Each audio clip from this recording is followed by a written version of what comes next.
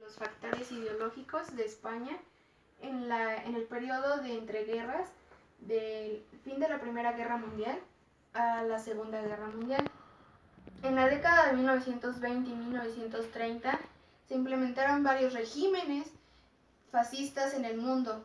Los países con una larga tradición liberal como Francia, Reino Unido o Estados Unidos mantuvieron esos sistemas democráticos y parlamentarios. Italia, con Mussolini, y Alemania con Hitler implementaron un sistema fascista y Europa se llenó de estos sistemas.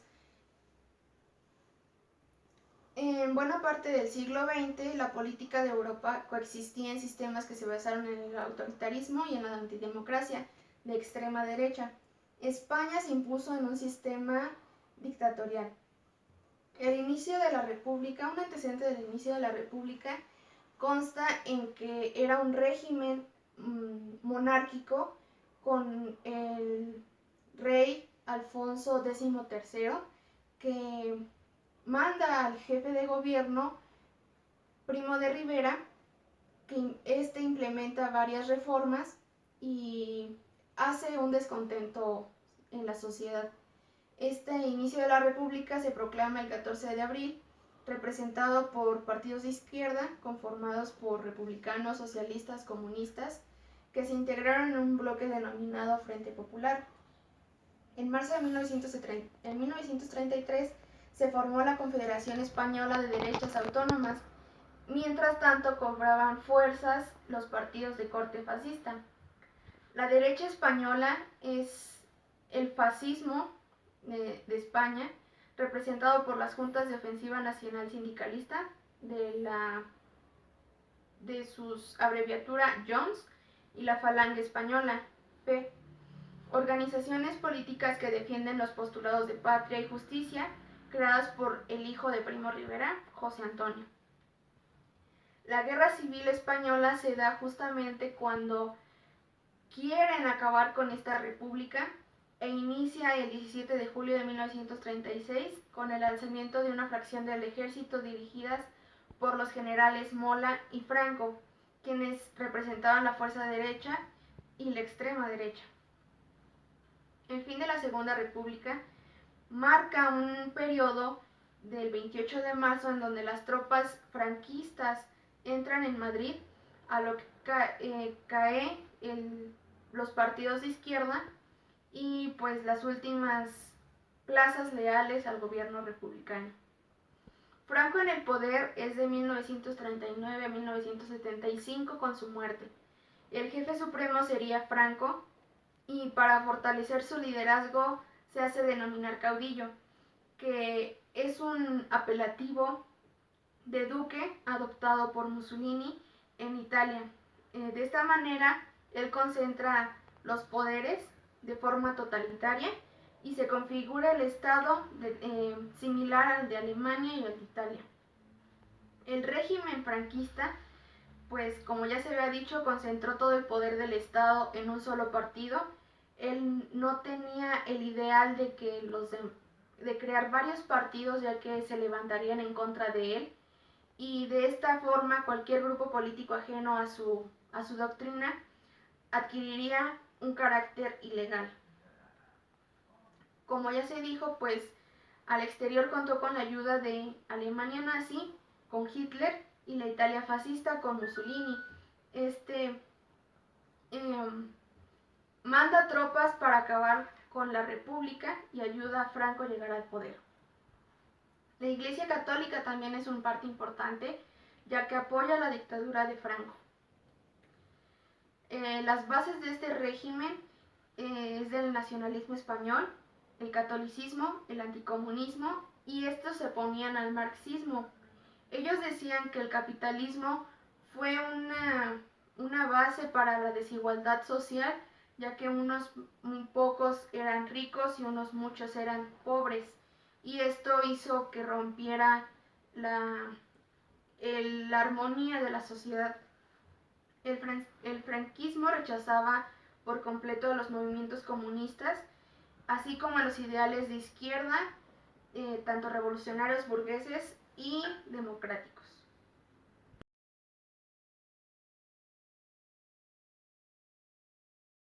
Características socioeconómicas de España durante el periodo entre guerras.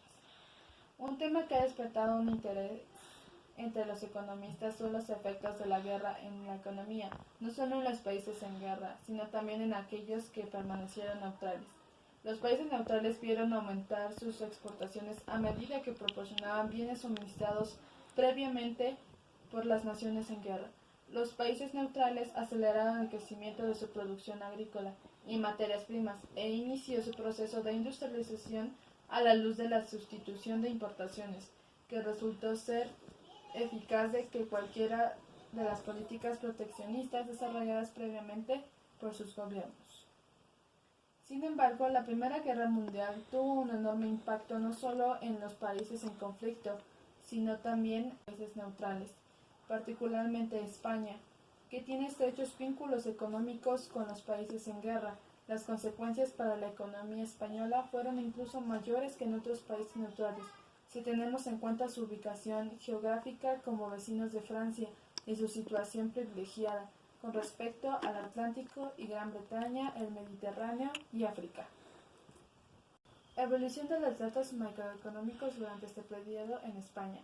La población española creció un 15% entre 1900 y 1920 y un 7% entre 1910 y 1920. Como podemos ver en la gráfica, la población española estuvo completamente inmersa en una transición demográfica durante los años considerados en el estudio, con tasas de natalidad entre 29 y 30% y tasas de mortalidad de alrededor del 22%, excepto en el año de 1918, en que la epidemia de gripe causó que la tasa de mortalidad se disparara a más del 33%. Sin embargo, el país todavía tenía una baja densidad de población y era mucho menos urbano que sus vecinos. La esperanza de vida, que es un indicador sintético de bienestar, disminuyó ligeramente entre 1910 y 1920. Si bien, con respecto a la participación de los diferentes sectores en la economía, entre 1914 y 1918, el sector terciario perdió peso, que fue ganando por la industria y particularmente por el sector primario. La explicación de esta evolución reside en el hecho en que la guerra estimuló aquellas actividades de producción que exigían los países europeos en guerra, los países neutrales, mientras que los servicios se volvieron menos importantes. Los principales productos exportados en este periodo fueron textiles, metales, bienes fabricados a partir de estos productos, como cuero y calzado, productos químicos, productos alimenticios, entre otros. La expansión de las importaciones tuvo consecuencias significativas para la economía española, incluido el aumento de los precios de los productos exportados, el aumento de la actividad y los beneficios de las empresas existentes, la creación de nuevas empresas y un proceso de acumulación de capital. La crisis de la posguerra. Las exportaciones cayeron alrededor del 40% en el periodo de 1919 y 1922, debido a la recuperación de la industria europea después de que se restableció la paz y la depreciación de las monedas de las potencias europeas, que recuperaron los mercados que habían sido abastecidos durante el conflicto por países neutrales como España. Por la misma razón, las importaciones aumentaron. Fueran más baratos y el mercado español, con una enorme liquidez, tenía necesidad de todo tipo de bienes, particularmente de inversión. A nivel social, las demandas de los sindicatos y las asociaciones de la clase trabajadora aumentaron durante los años de recesión, durante los cuales el número de huelgas y disputas aumentó considerablemente. La violencia se usó tanto en las acciones de los sindicatos como en las respuestas de los empleadores con el conocido fenómeno del pistolerismo, que causó la muerte de sindicalistas y empleadores en las principales ciudades industriales. Ahora bien, España en 1930.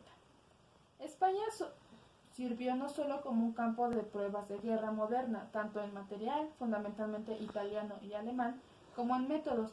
como los bombardeos sistemáticos sobre ciudades, sino también con otros aspectos como las condiciones alimenticias e higiénicas de una población sitiada o de núcleos de refugiados, o el éxodo masivo de refugiados, realizada de forma improvisada y marcada por las urgencias de escapar de un drama todavía superior.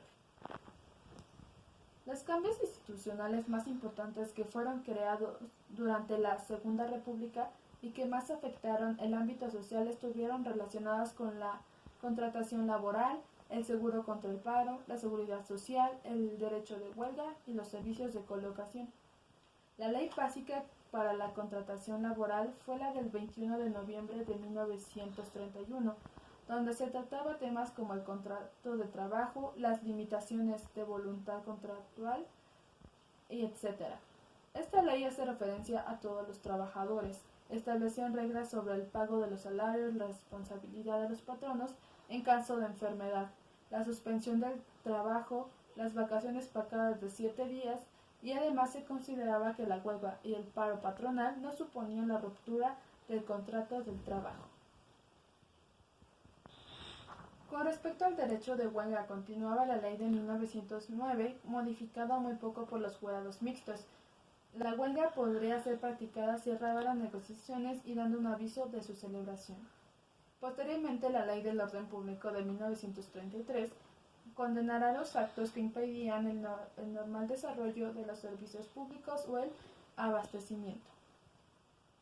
En los primeros días de mayo, la tensión era creciente y sería el día 11 cuando se inició en Madrid, Valencia, Alicante, Murcia, etc. la quema de conventos que se extendió a otras provincias. El deseo de este movimiento es conseguir la libertad religiosa, terminar con la enseñanza religiosa y con la enseñanza por parte de los eclesiásticos, la nacionalización de los bienes, la secularización de los cementerios, apoyar los matrimonios civiles y los divorcios. Para enero de 1932 se pusieron en vigor las leyes de matrimonio civil, el divorcio y de secularización de los cementerios y no provocaron una fuerte oposición en las Cortes. El desarrollo de esta política anticlerical del primer bienio fue revisada en 1934, estando la derecha al poder, lo que provocó un retroceso en su aplicación. El problema agrario. El campo fue uno de los principales problemas a los que tuvo que hacer frente la República. Los cambios agrarios eran el resultado de la mala política llevada a cabo durante décadas, una mala distribución de la tierra que permitía que se creasen latifundios en Andalucía, Extremadura y parte de Castilla, y pequeñas propiedades en el resto de España. El problema agrario era de gran importancia para el campesinado, ya que tenía una gran sensación de abandono por parte de los gobiernos anteriores. El gobierno provisional intentó hacer frente al problema con una serie de decretos, como el 28 de abril de 1931, en el que se ponía en marcha una idea de largo caballero para disminuir el poder que los propietarios tenían a la hora de contratar. Sin embargo, esta medida no dio resultado esperados, aumentando el éxodo rural, disminuyendo la productividad, implicaba trabajar el campo por gente no agrícola. Además, la contratación se hacía siguiendo una orden según la inscripción llevada a cabo en las oficinas de colocación, en lo cual los propietarios no podían elegir a aquellos trabajadores que quisiesen dentro del ámbito laboral. El siguiente decreto de fecha 19 de mayo fue llevado a cabo por el Ministerio del Trabajo, en el que se daba prioridad a las agrupaciones de obreros para el arrendamiento de grandes fincas. Del mismo ministerio salió a la luz el decreto de 1931 del 1 de junio, que establecía la jornada de trabajo de 8 horas, equiparando esta manera de campo y la industria. Con el triunfo del Frente Popular, se intentó acelerar la reforma para el comienzo de la Guerra Civil, sin embargo, volvió a paralizar el proceso. En conclusión, España salió de la Guerra Civil conforme a los problemas económicos. Las reservas de oro y divisas se habían eliminado prácticamente y el abandono y la devastación de la guerra habían reducido la capacidad productiva de la industria y la agricultura. Para agravar las dificultades, incluso si existieran los medios para comprar importaciones, el estallido de la Segunda Guerra Mundial hizo que muchos suministros necesarios no estuvieran disponibles. El final de la guerra no mejoró la situación de España debido a la posterior escasez mundial de alimentos, materias primas, productos industriales en tiempos de paz.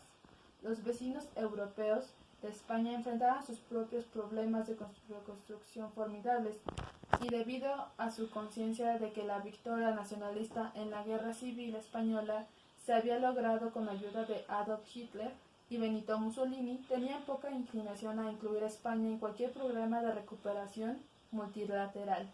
Durante una década después del final de la Guerra Civil, en 1939, la economía permaneció en un estado de depresión severa.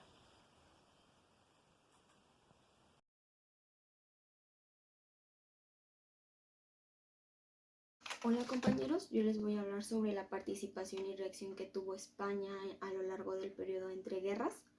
Para esto tenemos que empezar a ver un conflicto, una crisis que se da en 1917.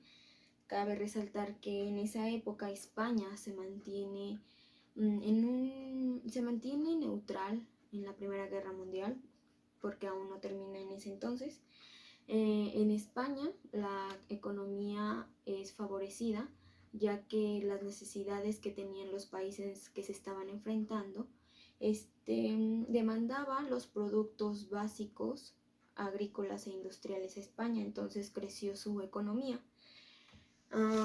Esto mantuvo un descontento entre su población, ya que los trabajadores empezaron huelgas porque estaban inconformes por el alza de precios en los productos básicos. Y en este se divide en tres: la crisis militar, la política y la social. En la militar es en donde los militares peninsulares mantienen un descontento en contra de los africanistas, o sea, los militares africanistas. Se crea una junta de defensa en donde se exige que los ascensos militares no deberían de ser por mérito de guerra, sino por años de antigüedad. En lo social hay una huelga que se convoca por parte de la Confederación Nacional del Trabajo y la Unión General de Trabajadores, en donde exigen reformas laborales y políticas, pero gracias a la represión esto falla. En la parte política es en donde se ve que se constituyó una Asamblea Nacional de Parlamentarios en donde diputados y senadores exigen o piden la autonomía de Cataluña y también un cambio de gobierno. El siguiente conflicto es el desastre anual de 1921. Este es un conflicto entre España y Marruecos. El objetivo de España era mantener el control sobre Marruecos. Y el 22 de julio de 1921, los rifeños, el ejército rifeño, ataca sorpresivamente al ejército español. Este va liderado por el general Martínez Silvestre. Y los rifeños, al atacar, obligan a retirarse a Melilla a los españoles. España es vencida en este conflicto y con ello también es vencida su política colonial sobre Marruecos.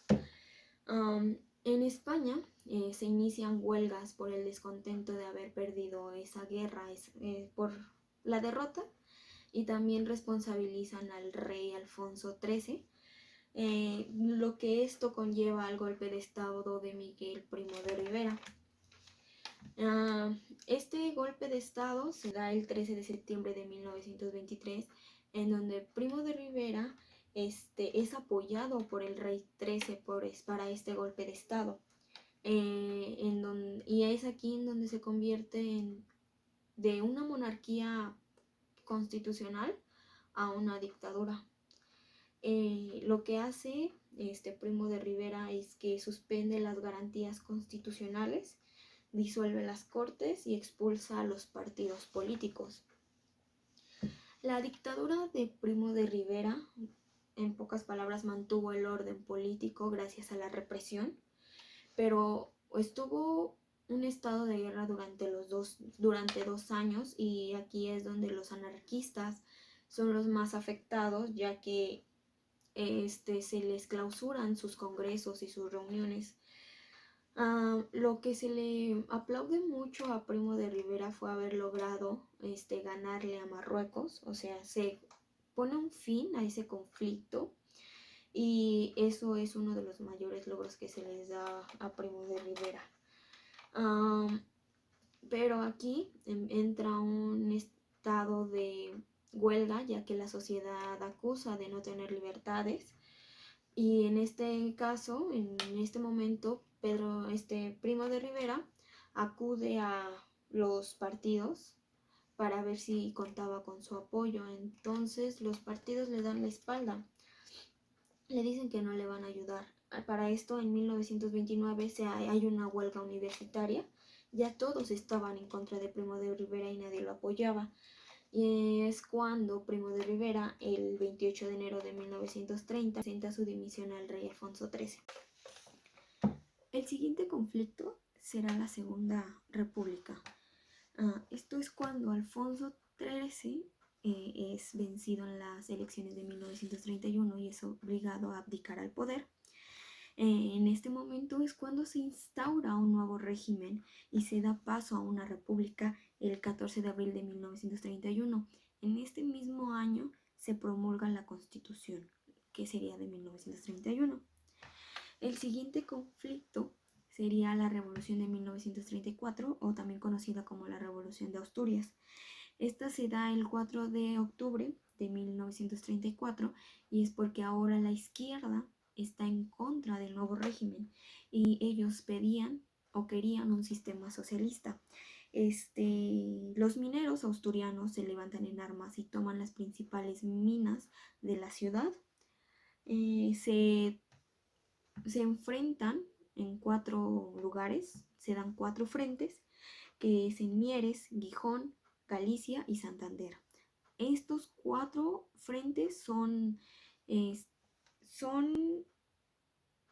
reprimidos por el ejército y cabe resaltar que iban al mando de Francisco Franco. El siguiente conflicto es la Guerra Civil, que se da de 1936 a 1939. Se da el 17 de julio de 1936 cuando Francisco Franco y Emilio Mola dan un golpe de estado en contra de la República. Entonces España se divide entre los nacionalistas y los republicanos. Ambos piden ayuda externa, o sea que piden ayuda a otros países para defender sus ideales. La República pedía a Gran Bretaña y a Francia que fueran apoyados, que los apoyaran para no perder su república. Gran Bretaña, Italia, Alemania, la URSS y Francia firman un acuerdo de no intervención, pero este acuerdo, que se da en 1936, es violado por Alemania, Italia y la Unión Soviética, ya que Alemania e Italia apoyan a Francisco Franco y la Unión Soviética apoya a los republicanos. Cabe resaltar que la Unión Soviética no apoyaba nada más porque sí a los republicanos, no. Stalin le pedía a cambio el oro de Moscú a cambio de su ayuda. En esta guerra civil se dan varias batallas, una de ellas es la batalla de Madrid. En esta se da el 4 de noviembre de 1936, en donde los nacionalistas entran a la ciudad de Alarcón, Leganés, Getafe y Cuatro Vientos. Pero es aquí en donde los madrileños convencen a sus ciudadanos de que no deben de dejar pasar a los nacionalistas de Francisco Franco y los defienden en una frase muy sonada, muy conocida, que es la de no pasarán. Francisco Franco fracasa en esta batalla, pero se dan más, viendo que pues no puede atacar a Madrid porque la capital, o sea, quien tomara Madrid era el que ganaba. Entonces, al ver que Francisco Franco no podía entrar por enfrente, no podía atacar por frente a Madrid, empieza a atacar a las ciudades que están alrededor. Y es así cuando se da la batalla de Jarama y Guadalajara. Es cuando Francisco ataca a las principales ciudades republicanas. Y en esta batalla, en la batalla de Guadalajara, es vencida una tropa italiana. En 1937, Francisco Franco conquista las ciudades republicanas del norte y también logra dominar Teruel y ataca a Aragón.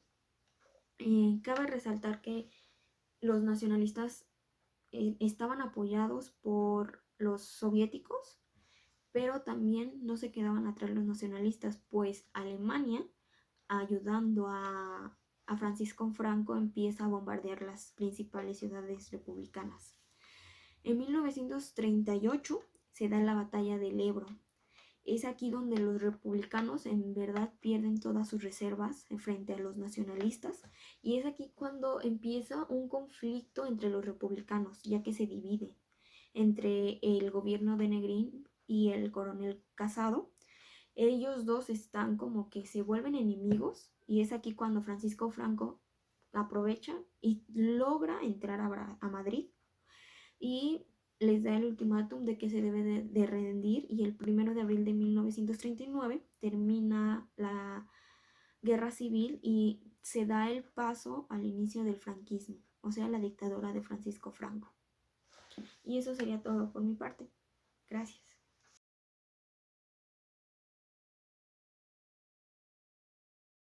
Política interna.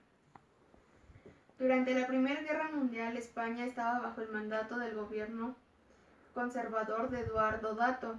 España declaró su neutralidad. Una vez finalizada la guerra, no tuvo que sufrir las presiones políticas de los aliados.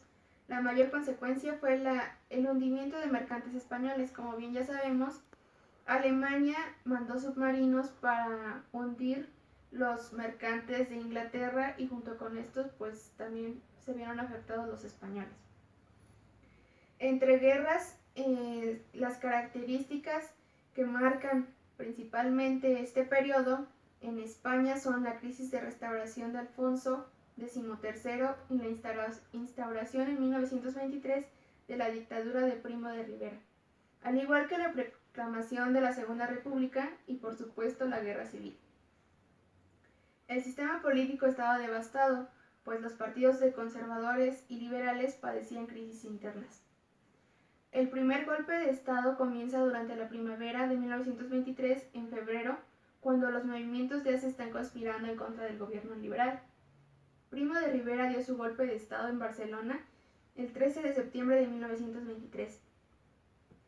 La dictadura de Primo de Rivera está relacionada con la aparición de los movimientos totalitarios de Europa. En diciembre de 1925 se constituyó lo que se llamaría el Directorio Civil.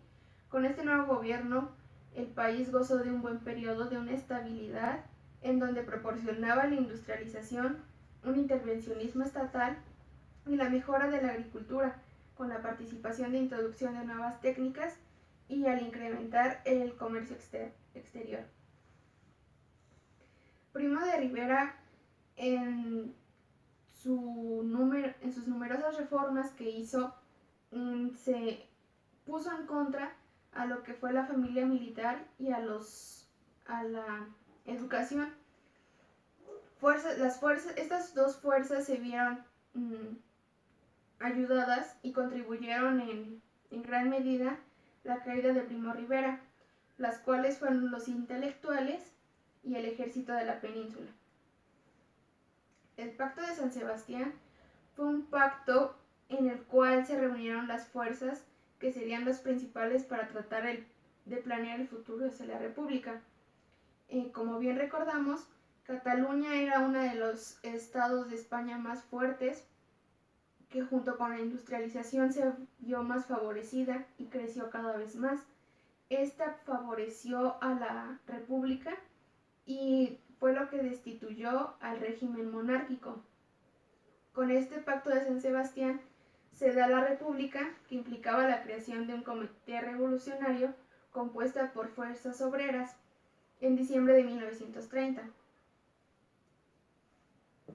El fin de la monarquía se da cuando llega la República y Alfonso XIII abdica y se ve exiliado.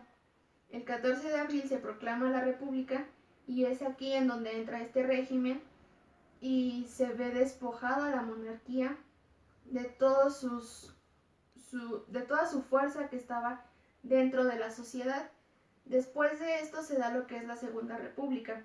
Como ya se habían mencionado anteriormente, la Segunda República pues es cuando empiezan los descontentos sociales a lo que da al régimen de Franco con la guerra civil. Gracias.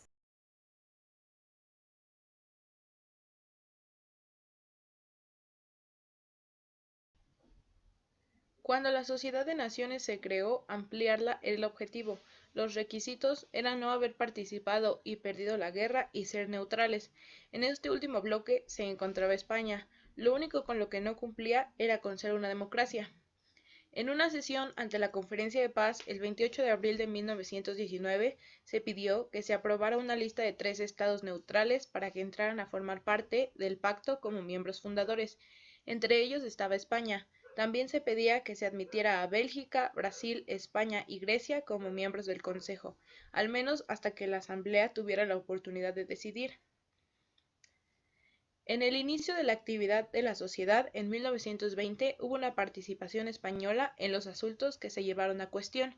Fue reelegida por mayoría para un puesto en el Consejo, además de que consiguió que el idioma español fuera admitido como oficial en las conferencias y también tuvo un papel activo en la legislación internacional del trabajo. Una cuestión creó una relación tensa dentro de la Sociedad de Naciones cuando España solicitó un puesto permanente en el Consejo de la Sociedad de Naciones. Esta petición también fue realizada por Brasil. En ambos casos fue rechazada, ya que se prefirió mantener un sistema de puestos semipermanentes. A España esto no le gustó y en 1926 amenazó con su salida de la sociedad y prácticamente lo hizo, pero en 1928, antes de que se venciera el plazo de 2 años que tenían los estados para reconsiderar su retirada, España, que había sido animada por otros países, decidió quedarse y así se reincorporó a la sociedad.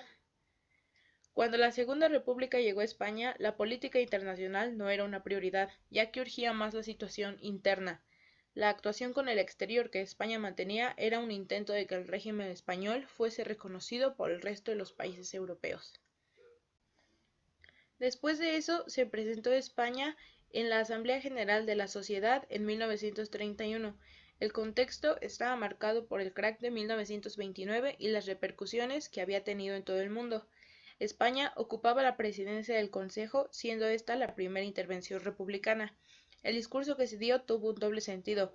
Por un lado, convencer a las delegaciones de la adhesión total de España al Pacto de la Sociedad de Naciones al considerarlo como instrumento válido en la resolución de los problemas del mundo, y el otro, el compromiso de colaboración activa en la construcción de la paz. Cuando la guerra civil llegó a España, la fragilidad del sistema internacional era obvia. La Sociedad de Naciones y el sistema de seguridad colectiva nunca funcionaron de manera muy eficaz, porque desde el origen tuvieron complicaciones, además de que en el mismo periodo que llegó la guerra a España, la sociedad estaba lidiando con la Italia de Mussolini y la Alemania de Hitler. La dictadura de Franco era considerada aliada de las potencias fascistas que habían sido derrotadas en la Segunda Guerra Mundial. Por esta razón, a pesar de que España había asegurado mantener su posición de neutralidad frente a la guerra, era obvia su inclinación hacia la Alemania nazi y la Italia fascista. Por esta razón, en 1946, las potencias votaron en contra de que España se uniera a la recién creada Organización de las Naciones Unidas.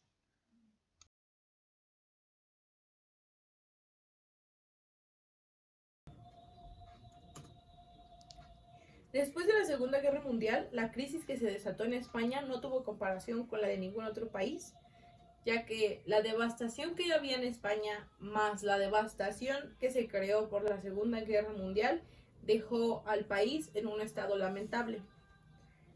España entonces entró en un periodo al que se le llamó La autarquía en el franquismo.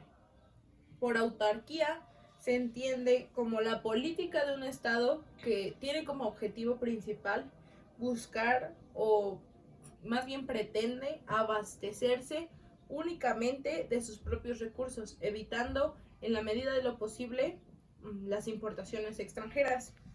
La autarquía significó para España el aislamiento en el mercado internacional, teniendo entonces como única opción el autoabastecimiento. Este periodo de aislamiento español fue una consecuencia de varios factores.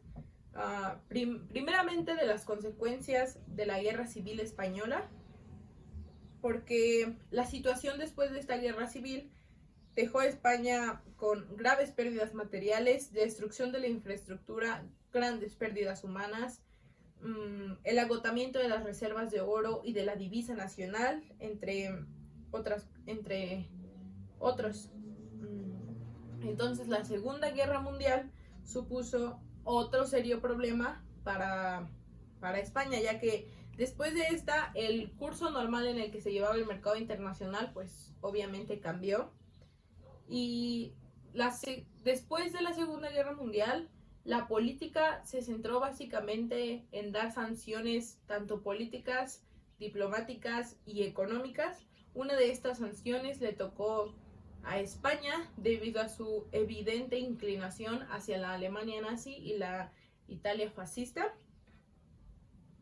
Entonces, después de estas sanciones que la Segunda Guerra Mundial dejó, la política autártica se convirtió en algo así como una solución, como una alternativa para no necesitar el mercado internacional. Con la adopción de esta política, Franco pretendía levantar a España de la crisis y probar que eran un país independiente que solos podían levantarse.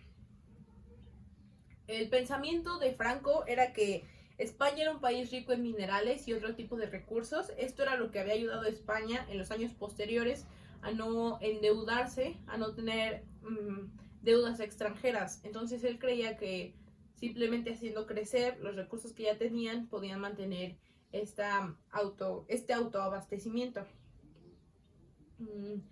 Sin embargo, sucedió todo lo contrario. El Estado comenzó a fijar los precios agrícolas, obligaban a los campesinos a trabajar en exceso para obtener más producto. Tuvieron que crear el Instituto Nacional de Industria para controlar todo lo que estaba sucediendo dentro del país.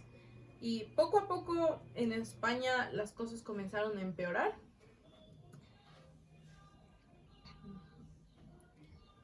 Este objetivo autártico que tenía Franco venía más bien de la ignorancia de la situación económica en la que se encontraban, ya que un país en ruinas no puede ser levantado por sí mismo, sino que se necesita un poco de ayuda, ya que España era un país pequeño, atrasado especialmente tecnológicamente, atrasado en la industria, con insuficiente desarrollo de la población, con altas cifras de analfabetismo, estaba mal dotado de productos energéticos, era carente de petróleo, entre otras cosas. Entonces, pensar en una política autártica no ayudó a la crisis en España como Franco lo hubiera deseado.